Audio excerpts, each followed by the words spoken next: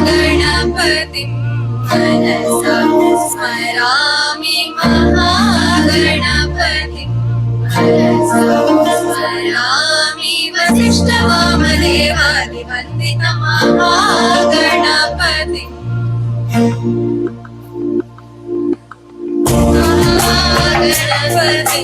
मनसा स्मरामि वसिष्ठवामदेवादिवन्दितं महागणपतिं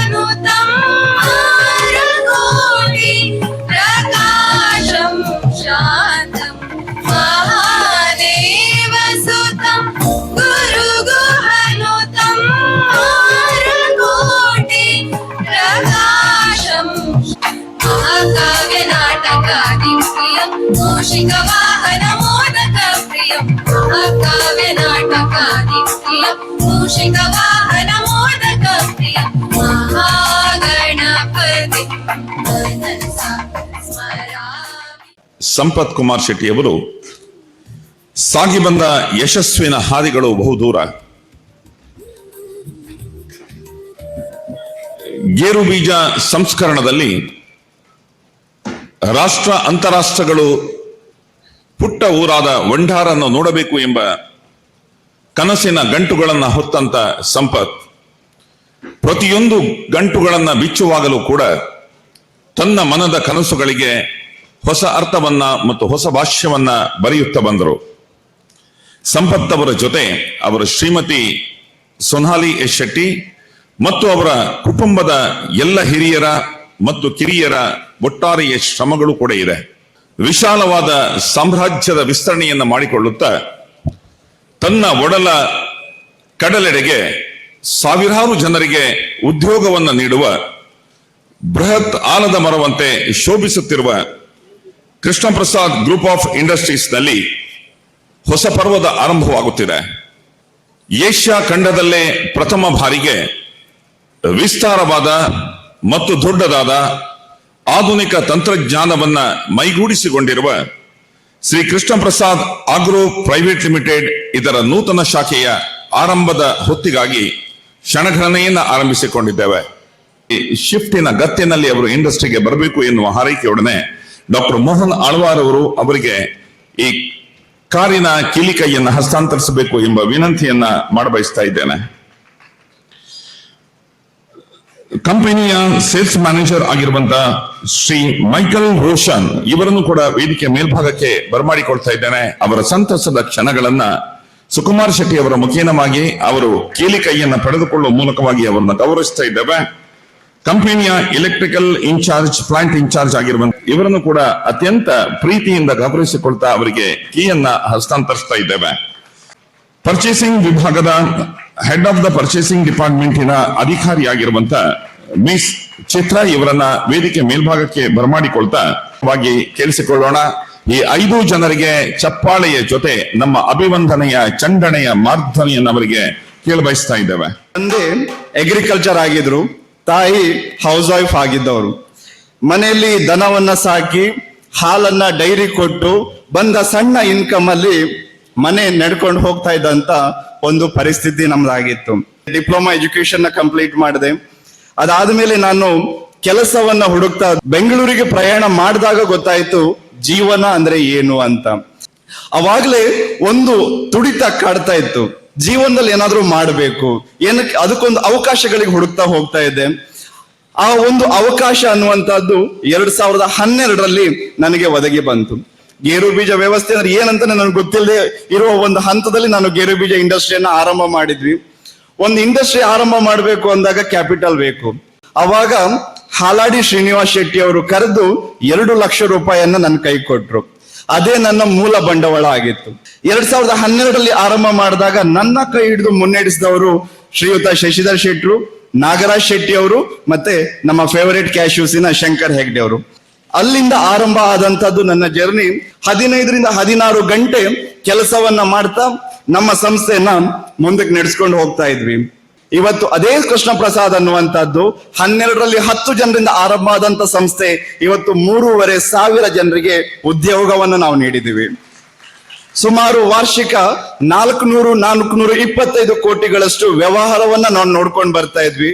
ಕಳೆದ ವರ್ಷ ಸರಿ ಸುಮಾರು 15 ಕೋಟಿ ರೂಪಾಯಿಗಳಷ್ಟು ಈ ದೇಶದ ತೆರಿಗೆ ಕಟ್ಟುವ ಮಟ್ಟಕ್ಕೆ ನಮ್ಮ ಸಂಸ್ಥೆ ಇವತ್ತು ಬಂದು ನಿಂತಿದೆ ಅಂತ ಹೇಳಿದ್ರೆ ಅದಕ್ಕೆ ಕಾರಣ ನನ್ನ ಸಂಸ್ಥೆಯಲ್ಲಿ ಕೆಲಸ ಮಾಡಿರುವಂತ ಎಲ್ಲ ನನ್ನ ಎಂಪ್ಲಾಯೀಸ್ಗಳು.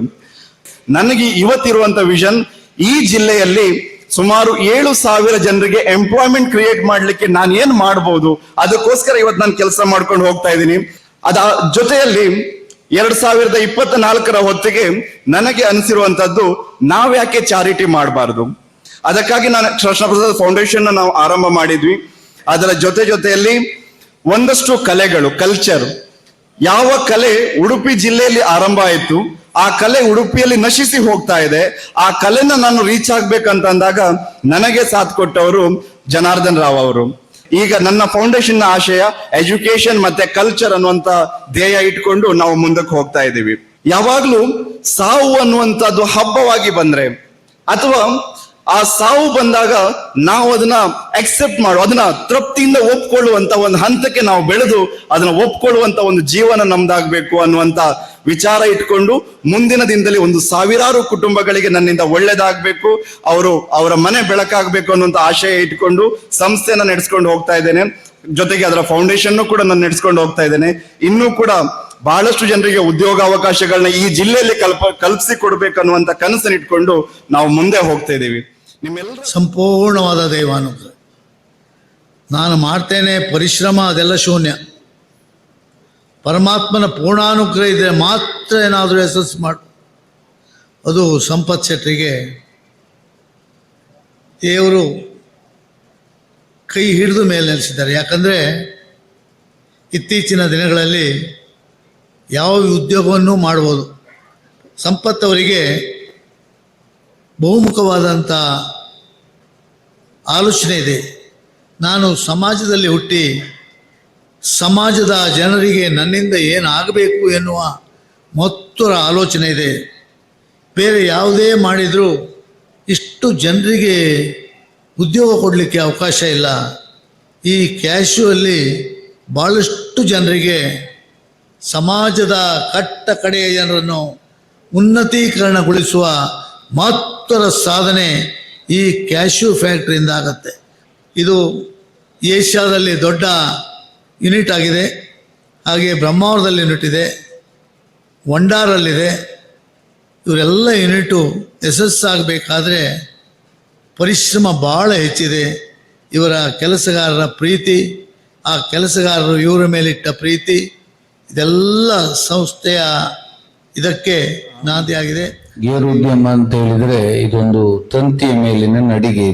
ಸ್ವಲ್ಪ ನಾವು ಜಾರಿದ್ರು ಈ ಉದ್ಯಮದಲ್ಲಿ ಮೇಲೆ ಬರಲಿಕ್ಕೆ ತುಂಬಾ ಕಷ್ಟ. ಇದು ನಾವು ಒಂದು 2-3 ತಲೆಮಾರಿನ ಉದ್ಯಮಿಗಳನ್ನ ಈ ಗೇರು ಉದ್ಯಮದಲ್ಲಿ ನೋಡ್ತಾ ಇದ್ದೇವೆ. ಎಷ್ಟೋ ಜನ ಇದರಲ್ಲಿ ಸಾಧನೆಯನ್ನು ಮಾಡಿದವರು ಇದ್ದಾರೆ. ಆದರೆ ಎಷ್ಟೋ ಜನ ಈ ಉದ್ಯಮದಲ್ಲಿ ತುಂಬ ನಷ್ಟವನ್ನು ಅನುಭವಿಸಿ ಪುನಃ ಈ ಉದ್ಯಮವನ್ನು ಪ್ರಾರಂಭ ಮಾಡಲಿಕ್ಕೆ ಆಗಲೇ ಇಲ್ಲ ಅವರಿಗೆ. ಅಂಥ ಪರಿಸ್ಥಿತಿಯಲ್ಲೂ ಇವತ್ತು ಇಷ್ಟು ಎತ್ತರಕ್ಕೆ ಏರಿಸಿ ಇಷ್ಟೊಂದು ಸಾಧನೆ ಮಾಡುವುದು ನಿಜಕ್ಕೂ ಒಂದು ಅದ್ಭುತ. ಇವತ್ತು 2012ರಲ್ಲಿ ಅವರು ಉದ್ಯಮವನ್ನು ಪ್ರಾರಂಭ ಮಾಡಿದ್ದು. ಉದ್ಯಮ ಇವತ್ತು ಹೆಚ್ಚು ಕಡಿಮೆ ಅವರೇ ಹೇಳಿದ ಹಾಗೆ 400 ಕೋಟಿಗೆ ವರೆಗೆ ವಹಿವಾಟನ್ನ ಅವರು ಮಾಡಿದರಂತ ಹೇಳಿದರೆ ಒಂದು ಸಲಾಮನ್ನ ಹೊಡಿಬೇಕು ಖಂಡಿತ. ಇವತ್ತು ಸಂಪತ್ ಶೆಟ್ಟಿಯವರ ಸಂಪತ್ತು ವಿಸ್ತರಣೆ ಆಗ್ತಾ ಇದೆ. ಹಾಗೆ ಅವರ ಮಾನವೀಯ ಮೌಲ್ಯಗಳ ವಿಸ್ತರಣೆ ಕೂಡ ಇಲ್ಲಿ ನಡೀತಾ ಇದೆ. ನಾನು ಬಹಳ ಖುಷಿಯಾಗಿರ್ತಕ್ಕಂಥದ್ದು, ನಿಮ್ಮ ಆ ಕಾಲದಿಂದ ನಿಮ್ಮ ಕಷ್ಟ ಸುಖಗಳಲ್ಲಿ ಭಾಗಿಯಾಗಿ ಧ್ವನಿಗೆ ಧ್ವನಿಯಾಗಿದ್ದಂಥ 5 ಜನ ನಿಮ್ಮ ಸಿಬ್ಬಂದಿಯನ್ನು ಕರೆದು ಮಾಡಿ ಬಹಳ ದೊಡ್ಡ ದೇವರು ಮೆಚ್ಚುವಂತ ಕೆಲಸವನ್ನು ನೀವೆಲ್ಲ ಮಾಡಿದ್ದೀರಿ. ಅತ್ಯಂತ ಸಮರ್ಥನೀಯ ಮತ್ತು ಸಂಭ್ರಮದ ಸಾರ್ಥಕಗಳಿಗೆ ಅಂತ ಭಾವಿಸ್ತೇನೆ. ಇದು ನೀವು ಮಾತ್ರ ಅಲ್ಲ, ನಿಮ್ಮೆಲ್ಲರ ಸಿಬ್ಬಂದಿಗಳ ಸಾತ್ವಿಕ ತಪನೆ ಫಲ, ಅಪ್ರತಿಮ ಸಾಧನೆ ಅಮೃತ ಫಲ ಅಂತ ಭಾವಿಸ್ತೇನೆ. ಕಾಯಕ ಪ್ರಜ್ಞೆಯೊಂದಿಗೆ ನಮ್ಮ ಬದುಕನ್ನು ಕಟ್ಟಿಕೊಂಡಂಥವ್ರು. ಆದರೆ ಇವತ್ತು ಯಾಂತ್ರಿಕತೆ ಅಂಗಳಲ್ಲಿ ನಿಂತು ಅಂಗೈಯಲ್ಲಿ ಜಗತ್ತಿನ ಅರಮನೆ ಕಟ್ಟುವ ತವಕದಲ್ಲಿ ಇವತ್ತು ನಾವೆಲ್ಲ ಇದ್ದೀವಿ. ಮನುಷ್ಯನ ಬದುಕು ಮರ ಹುಟ್ಟಿ ಮರಸತ್ತಾಗ ಆಗ್ಬಾರ್ದಂತೆ. ಮರ ಕಡಿದು ಮನೆ ಕಟ್ಟುವ ನಾವು ಗಿಡ ನೆಟ್ಟು ಬೆಳೆಸಿ ಕೂಡ ಬಾಧ್ಯರಾಗಬೇಕಂತೆ. ಅಪೂರ್ವ ಅಂತ ನೀಲಗಿರಿ ಮರಕ್ಕೆ ಇರ್ತಕ್ಕಂಥ ಒಂದು ಆಪಾದನೆ ಅಂತ ಹೇಳಿದ್ರೆ ಅದು ತನ್ನ ಕಾಲ ಬುಡದಲ್ಲಿ ಯಾರನ್ನ ಬೆಳೀಲಿಕ್ಕೆ ಬಿಡುವುದಿಲ್ಲ. ಅದೇ ಬಾಳೆ ಗಿಡ 10 100 ಗಿಡಗಳಿಗೆ ಅದು ಆಶ್ರಯವನ್ನು ಕೊಡ್ತದೆ, ಜನ್ಮ ಕೊಡ್ತಾ ಅಂತೆ. ಆ ರೀತಿಯ ಬದುಕನ್ನ ಸನ್ಮಾನ್ಯ ಸಂಪತ್ ಶೆಟ್ಟಿ ಮತ್ತು ಅವರ ಕುಟುಂಬ ನಡ್ಸ್ಕೊಂಡು ಬರ್ತಾ ಇದೆ. ಸ್ಮರಣೀಯ ದಿನ ಅಂತ ನಾನು ಇದನ್ನ ಹೇಳಲಿಕ್ಕೆ ಇಷ್ಟಪಡ್ತೇನೆ. ಯಾಕಂತ ಹೇಳಿದ್ರೆ 5 ವರ್ಷದ ರಿಲೇಶನ್ಶಿಪ್ ಹಾಗೆ ಕಂಟಿನ್ಯೂ ಆಗಿ ನನ್ನೆಲ್ಲಾ ಕಷ್ಟ ನಷ್ಟಗಳನ್ನ ಅವ್ರ ಹತ್ರ ಶೇರ್ ಮಾಡ್ತಾ ಇದ್ದೆ. ಎಲ್ಲದಕ್ಕೂ ಅವರು ನನಗೆ ಸ್ಪಂದಿಸಿದ್ದಾರೆ. ಅದು ನನಗೆ ತುಂಬಾ ಹೆಮ್ಮೆಯ ವಿಷಯ. ಋಣದ ರೂಪದಲ್ಲಿ ಅವರ ಜೊತೆಗೆ ನಾನು ಕೆಲಸ ಮಾಡುವಂತ ಒಂದು ಅವಕಾಶ ಸಿಕ್ತು. ಅವಕಾಶ ಕೂಡಲೇ ಒಪ್ಕೊಂಡೆ. ಅವ್ರ ಜೊತೆ ಇವತ್ತು ನನ್ನ ಒಂದು ಅಳಿಲು ಸೇವೆಯನ್ನು ನಾನು ಅವ್ರ ಜೊತೆ ಕೊಡ್ತಾ ಇದ್ದೇನೆ. ಅದು ಅವ್ರ ಜೊತೆ ಇವತ್ತು 4,000 ಜನರಿಗೆ ಕೆಲಸವನ್ನು ಕೊಟ್ಟು ಅವರ ಕುಟುಂಬದ ಯೋಗಕ್ಷೇಮವನ್ನು ನೋಡ್ಕೊಳ್ತಾ ಇದ್ದಾರೆ. ಅಂತ ಒಂದು ದೊಡ್ಡ ಗ್ರೂಪ್ ಆಫ್ ಇಂಡಸ್ಟ್ರಿಗೆ ನಾನು ಅವರ ಜೊತೆ ಕೆಲಸ ಮಾಡ್ಲಿಕ್ಕೆ ಅವಕಾಶ ಕೊಟ್ಟಿದ್ರಲ್ಲ, ಅದಕ್ಕೆ ನಾನು ಈ ಸಮಯದಲ್ಲಿ ಅವರಿಗೆ ತುಂಬ ಹೃದಯದ ಧನ್ಯವಾದವನ್ನ ಹೇಳಿ, ಹೆಚ್ಚು ಕಡಿಮೆ 20-25 ಲಕ್ಷ ರೂಪಾಯಿ ಹೆಲ್ತ್ ಇನ್ಶೂರೆನ್ಸ್ ಇದೆ ಇದಕ್ಕೆ ESIಗೆ. ನಾನು ರಾಜ್ಯ ಸರ್ಕಾರದ ಜೊತೆ ದಿವಸ ಜಗಳ ಮಾಡುವನ್ನು, ಮುಖ್ಯಮಂತ್ರಿಗಳ ಜೊತೆ ದಿವಸ ಜಗಳ ಮಾಡೋದು ಏನಂದ್ರೆ ಅದಕ್ಕೊಂದು ಪರ್ಮಿಷನ್ ಕೊಟ್ಟರೆ ಸಾಕು, ಅವರ ಇಡೀ ಕುಟುಂಬಕ್ಕೆ ನೆಮ್ಮದಿ ಆಗುತ್ತೆ. ಆದ್ರೆ ಅಲ್ಲೋ ಇಲ್ಲೋ ಮತ್ತೆಲ್ಲ ಸಮಸ್ಯೆಗಳಾಗಿ ಈ ಖಾಸಗಿ ಉದ್ಯಮವನ್ನು ಮಾಡುವವರಿಗೂ ಒಂದಿಷ್ಟು ತೊಡಕಾಗುವಂತ ಸಂಭವಗಳು ಇವತ್ತು ವ್ಯವಸ್ಥೆಯಲ್ಲಿ ನಡೀತಾ ಇದೆ. ಆ ಕಾರಣಕ್ಕೆ ನಿಮ್ಮೆಲ್ಲ ಸಮಸ್ಯೆಗಳಿಗೆ ನಾವೆಲ್ಲ ಧ್ವನಿಯಾಗಬೇಕು ಅಂತ ಹೇಳುವುದು ನಮ್ಮ ಜವಾಬ್ದಾರಿ ಮತ್ತು ಕರ್ತವ್ಯ. ಈ Krishna Prasad agro private limited ಮೂಲಕ ಮುಂದೆ ಸಾವಿರಾರು ಮಕ್ಕಳಿಗೆ ಉದ್ಯೋಗ ಆಗಲಿ ಮತ್ತು ಆ ಉದ್ಯೋಗಸ್ಥರನ್ನ ನನ್ನ ಕುಟುಂಬದವರು, ನನ್ನ ಪಾಲ್ದಾರರು ಅನ್ನುವಂತ ಕಾಣುವಂತ ನಿಮ್ಮ ಒಳ್ಳೆಯ ಗುಣಕ್ಕೆ ಮತ್ತಷ್ಟು ಶಕ್ತಿ ಬರಲಿ ಅನ್ನುವಂತ ಹರಕೆಯೊಡನೆ ಅವ್ರ ಕನಸು ಇವತ್ತು ನನಸಾಗಿದೆ ಅಂತ ಹೇಳ್ಬೋದು. ಯಾಕಂತ ಹೇಳಿದ್ರೆ ಅವರು ಕನಸು ಸಣ್ಣ ಮಟ್ಟದಿಂದ ಪ್ರಾರಂಭ ಮಾಡಿದಂತ ಒಂದು ಸಂಸ್ಥೆ ಇಷ್ಟೊಂದು ಎತ್ತರಕ್ಕೆ ಬೆಳೆದಿದೆ ಅಂತ ಹೇಳಿದ್ರೆ ಅವರ ಪರಿಶ್ರಮ, ಕಠಿಣವಾದಂತ ಪರಿಶ್ರಮ, ಅವರ ಕನಸು ಖಂಡಿತವಾಗಿ ಅದು ಇವತ್ತು ನೆರವೇರಿದೆ ಅಂತ ಹೇಳಿ ನಾವೆಲ್ಲರೂ ಅನ್ಕೊಂಡಿದ್ದೇವೆ. ಖಂಡಿತವಾಗಿ ಮುಂದಿನ ದಿನಗಳಲ್ಲಿ 1000 ಕೋಟಿಗೂ ಮಿಕ್ಕಿ ಅವರ ಟರ್ನ್ ಓವರ್ ಆಗ್ಲಿ. ಕುಂದಾಪುರದ ಮಾಜಿ ಶಾಸಕರಾಗಿದ್ದಂತ ಹಾಲಾಡಿ ಶ್ರೀನಿವಾಸ ಶೆಟ್ಟಿ 2 ಲಕ್ಷ ರೂಪಾಯಿಯನ್ನು ಕೊಟ್ಟಿದ್ರು ಅಂತ ಹೇಳಿ ಉಲ್ಲೇಖ ಮಾಡಿದ್ರು. ಉದ್ಯಮದಲ್ಲಿ ಎತ್ತರಕ್ಕೆ ಬೆಳೆದ ಮೇಲೆ ಹಿಂದೆ ಯಾರು ಸಹಾಯ ಮಾಡಿದವ್ರನ್ನ ನೆನಪು ಮಾಡುದಿಲ್ಲ. ಅಂತ ಒಂದು ಉತ್ತಮವಾದಂತ ಗುಣವನ್ನು ಸಂಪತ್ ಕುಮಾರ್ ಶೆಟ್ಟಿ ಅವರು ಹೊಂದಿದ್ದಾರೆ. ಖಂಡಿತವಾಗಿ ಅದು ಮುಂದಿನ ಜೀವನದಲ್ಲಿ ಅವರಿಗೆ ಯಶಸ್ಸನ್ನು ಕಾಣಲಿಕ್ಕೆ ಸಹಕಾರಿಯಾಗ್ತದೆ. ಸಂಪತ್ ಕುಮಾರ್ ಶೆಟ್ಟರ ಮುಂದಿನ ಜೀವನ ಯಶಸ್ಸಾಗ್ಲಿ. ಯಾಕಂದ್ರೆ ನಾವು ಎಲ್ಲ ಯುವಕರಿಗೆ ಒಂದು ಮಾದರಿಯಾದಂತ ಯುವಕ ಸಂಪತ್ ಕುಮಾರ್ ಶೆಟ್ಟಿ. ಸಂಪತ್ ಶೆಟ್ಟರ ವ್ಯಕ್ತಿತ್ವ ಎಂತಹದ್ದು ಮತ್ತೆ ನಿಜವಾದ ಸಂಪತ್ತು ಅಂತ ಹೇಳಿದ್ರೆ ಯಾವುದು ಅನ್ನೋದನ್ನು ನೀವು ಈ ಕಾರ್ಯಕ್ರಮದ ವೇದಿಕೆಯಲ್ಲಿ ನೋಡಿದರೆ ಈಗಾಗಲೇ. ಧನ ಶ್ರೀಮಂತಿಕೆಯೇ ನಿಜವಾದ ಶ್ರೀಮಂತಿಕೆ ಅಲ್ಲ, ಮನ ಶ್ರೀಮಂತಿಕೆ, ಗುಣ ಶ್ರೀಮಂತಿಕೆ ನಿಜವಾದ ಶ್ರೀಮಂತಿಕೆ. ವ್ಯಕ್ತಿ ಯಾವುದೇ ಅಧಿಕಾರಕ್ಕೆ ತಲುಪಲಿ, ಯಾವುದೇ ಎತ್ತರವನ್ನ ತಲುಪಿರ್ಲಿ, ಎಷ್ಟೇ ಶ್ರೀಮಂತನಾಗಿರ್ಲಿ, ಅವನ ವ್ಯಕ್ತಿತ್ವ ನಿಜವಾದ ಶ್ರೀಮಂತಿಕೆಯಿಂದ ಶೋಭಿಸಬೇಕು ಅಂತ ಹೇಳ್ತಾರೆ. ಅಂತಹ ನಿಜವಾದ ವ್ಯಕ್ತಿ ಸೌಂದರ್ಯ ಇರುವಂತ, ಹೃದಯ ಶ್ರೀಮಂತಿಕೆ ಇರುವಂತ ವ್ಯಕ್ತಿಯನ್ನು ನಾನು ಬಹಳ ಹತ್ತಿರದಿಂದ ನೋಡಿದ್ದಿದ್ರೆ ಅದು ನಮ್ಮ ಸಂಪತ್ ಶೆಟ್ರು. ನನಗೆ ಬಹಳಷ್ಟು ನಿಕಟವಾದಂತಹ ಸಂಬಂಧ ಇಲ್ಲದೆ ಹೋಗಿದ್ದರೂ ಕೂಡ ಇವರ ಬಗ್ಗೆ ಬಹಳಷ್ಟು ಇಲ್ಲಿಯ ಜನ ಮಾತಾಡೋದನ್ನು ನಾನು ಕೇಳಿದ್ದೆ. ಮೂಲಭೂತವಾಗಿ ಬಹಳಷ್ಟು ದೂರದೃಷ್ಟಿತ್ವ ಅವರಲ್ಲಿತ್ತು, ಮಹತ್ವಾಕಾಂಕ್ಷೆ ಇತ್ತು, ಒಂದು ಹೋರಾಟ ಮನೋಭಾವ ಇತ್ತು. ಇದರ ಜೊತೆಯಲ್ಲಿ ಒಂದು ರಿಸ್ಕ್ ಅನ್ನು ತೆಗೆದುಕೊಳ್ಳುವಂತಹ ಒಂದು ಮನಸ್ಸಿತ್ತು. ಬಹಳ ಮುಖ್ಯವಾಗಿ ಒಂದು ಮನುಷ್ಯನಿಗೆ ಬೇಕಾದ್ದು ಸ್ಪಷ್ಟತೆ ಮತ್ತು ಒಂದು ಕಾನ್ಫಿಡೆನ್ಸ್. ಇದರ ಒಟ್ಟಿಗೆ ಒಂದು ಒಳ್ಳೆಯ ಗುರಿಯನ್ನು ಇಟ್ಟುಕೊಂಡು ಒಂದು ತುಡಿತ ಇದ್ದದ್ದರಿಂದ ಏನು ಒಂದು ಜೀವನದಲ್ಲಿ ಒಂದು 12 ವರ್ಷದಲ್ಲಿ ಮಾಡಲಿಕ್ಕೆ ಸಾಧ್ಯ, ಅದನ್ನು ಒಬ್ಬ ಶ್ರೀಸಾಮಾನ್ಯನಾಗಿ ಇವತ್ತು ಮಾಡಿದ್ದನ್ನು ನಾವೆಲ್ಲರೂ ನೋಡ್ತಾ ಇದ್ದೇವೆ. ಅದಕ್ಕೆ ಅವರ ದೇವರ ಒಂದು ಅನುಗ್ರಹವು ಅವರಿಗೆ ಇತ್ತು. ಇವತ್ತು ಕರ್ನಾಟಕ ಎಂಬುದು ದೇಶದಲ್ಲಿ ಉತ್ಪಾದನೆ ಆಗುವಂಥ ಒಂದು ಗೇರು ಬೀಜದ ವಿಷಯದಲ್ಲಿ 25% ಅದರ ಕಾಲ್ಭಾಗದಷ್ಟು ಉತ್ಪಾದನೆ ಇವತ್ತು ಕರ್ನಾಟಕದಲ್ಲಿ ಆಗುವುದನ್ನು ನಾವು ಗಮನಿಸಿದ್ದೇವೆ. ಇವತ್ತು ಇಂಥ ಸಂದರ್ಭದಲ್ಲಿ ಇವತ್ತು ಇಡೀ ಗೇರು ಬೀಜ ಎಂಬುದು ಒಂದು ಪ್ರೈವೇಟ್ ಧೋರಣೆಯಲ್ಲಿ ಇರುವಂಥದ್ದು. ಈ ಪ್ರೈವೇಟ್ ಧೋರಣೆ ಮುಖಾಂತರ ಇದೆಲ್ಲ ಆಗುವಾಗ ಇದಕ್ಕೆ ಬಹಳಷ್ಟು ಸಹಕಾರ ನಮ್ಮ ರಾಜ್ಯ ಸರ್ಕಾರ, ಕೇಂದ್ರ ಸರ್ಕಾರ, ಇದಕ್ಕೆ ಸಂಬಂಧಪಟ್ಟ ಇಲಾಖೆಗಳು ಕೊಡಬೇಕಾದ್ದು ನಮ್ಮ ಕರ್ತವ್ಯ. ಹೇಗೆ ಸಂಪತ್ ಕುಮಾರ್ಗೆ ಒಂದು ದೂರದೃಷ್ಟಿತ್ವ ಉಂಟ, ಅದೇ ರೀತಿ ಇದಕ್ಕೆ ಸಂಬಂಧಪಟ್ಟಂತ ರಾಜ್ಯ ಸರ್ಕಾರ, ಕೇಂದ್ರ ಸರ್ಕಾರ, ಕೃಷಿ ಇಲಾಖೆಗೆ ಅಥವಾ ಇದರ ನಿಗಮಗಳಿಗೆ ಸಹ ಕೂಡ ಅಷ್ಟೇ ದೂರದೃಷ್ಟಿತ್ವ ಬೇಕು ಎಂಬುದನ್ನು ನಾನು ಹೇಳ್ತಾ ಇದ್ದೇನೆ. ಬಹಳ ಮುಖ್ಯವಾಗಿ ಗೇರು ಸಸಿಗಳ ಬಗ್ಗೆ ಆದಷ್ಟು ಆಂದೋಲನಗಳು ಆಗಿ ಕೃಷಿಕರು ಅದನ್ನು ಬಹಳ ಅವರವರ ಕಾಲಿದ್ದ ಜಾಗದಲ್ಲಿ ನಟ್ಟು ಅದು ಕೇವಲ ದಕ್ಷಿಣ ಜಿಲ್ಲೆಗೆ ಸೀಮಿತವಾಗದೆ ಈಗಾಗಲೇ ಅದು ರಾಜ್ಯದ 24 ಜಿಲ್ಲೆಗಳಿಗೆ ಪ್ರವೇಶ ಮಾಡಿದೆ. ಅದನ್ನು ಬಲವಾಗಿ ಮಾಡಿಕೊಂಡು ಬಹಳಷ್ಟು ಬಯಲು ಪ್ರದೇಶ ಇವತ್ತು ನಮ್ಮ ಮೇಲಿನ ಭಾಗದಲ್ಲಿ ಇವತ್ತು ಇರುವುದರಿಂದ ಅಲ್ಲಿಯೂ ಕೂಡ ಇಂಥ ಕೃಷಿಯನ್ನು ಪ್ರಾಮಾಣಿಕವಾಗಿ ಬೆಳೆಸಬೇಕು.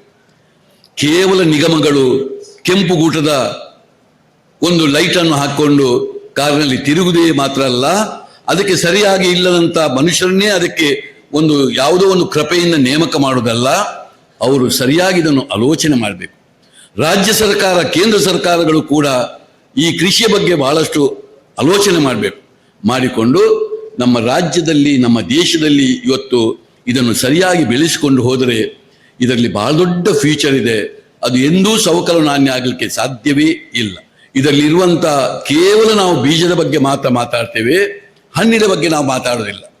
ಆದರೆ ಪ್ರಾರಂಭದ ಸಮಯದಲ್ಲಿ ಬಹಳ ಮುಖ್ಯವಾಗಿ ಗೋಚರ ಆದ್ದೇ ಇದರ ಹಣ್ಣು ಹೊರತು ಬೀಜ ಅಲ್ಲ. ಆದರೆ ಹಣ್ಣನ್ನು ಕೂಡ ಇಟ್ಕೊಂಡು ಇವತ್ತು ಎಷ್ಟು ನಮೂನೆ ವಿಧಗಳನ್ನು, ಎಷ್ಟು ಜ್ಯೂಸ್ಗಳನ್ನು, ಎಷ್ಟು ಕ್ರಾಂತಿಗಳನ್ನು ಮಾಡಬಹುದು ಎಂಬುದನ್ನು ಆಲೋಚನೆ ಮಾಡಿ. ಇವತ್ತು ಗೇರು ಬೀಜದ ಎಣ್ಣೆ ಅಂತ ನಾವು ಹೇಳಿ ಅದನ್ನು ಮುಗಿಸಿ ಬಿಡ್ತೇವೆ. ಇವತ್ತು ಆ ಎಣ್ಣೆಯನ್ನು ಕೂಡ ಬಹಳಷ್ಟು ರಿಸರ್ಚ್ಗಳು ಆದರೆ ಉಲ್ಲೇಖವನ್ನು ನಾನು ಕೇಳಿದ್ದೇನೆ. ಈ ಒಂದು ಎಣ್ಣೆಯನ್ನು ಕೂಡ ಅಂತಹ ಸ್ಥಳದಲ್ಲಿ ಅದನ್ನು ಮತ್ತು ಉನ್ನತ ಮಟ್ಟದ ಪರಿಷ್ಕರಣೆಯನ್ನು ಮಾಡಿದರೆ ಅದು ಕ್ಯಾನ್ಸರ್ನಂಥ ಒಂದು ಕಾಯಿಲೆಗೂ ಚಿಕಿತ್ಸೆಯನ್ನು ಕೊಡುವಂಥ ಗುಣ ಅದರಲ್ಲಿ ಇದೆ ಎಂಬುದ ಮಾತನ್ನು ನಾನೊಬ್ಬ ವೈದ್ಯನಾಗಿ ಕೇಳಿದ್ದೇನೆ. ಇದರಲ್ಲಿ ಬಹಳ ದೊಡ್ಡ ರಿಸರ್ಚ್ಗಳಾಗಬೇಕು. ನಾನು ದೇವರಲ್ಲಿ ಬೇಡುವುದಿಷ್ಟೇ, ಇಂಥ ಮನೋಧರ್ಮ ಇರುವಂಥ ನನ್ನ ಸನ್ಮಿತ್ರ ಅವರಿಗೆ ಆ ದೇವರ ಅನುಗ್ರಹ ಇರಲಿ. ಅವರು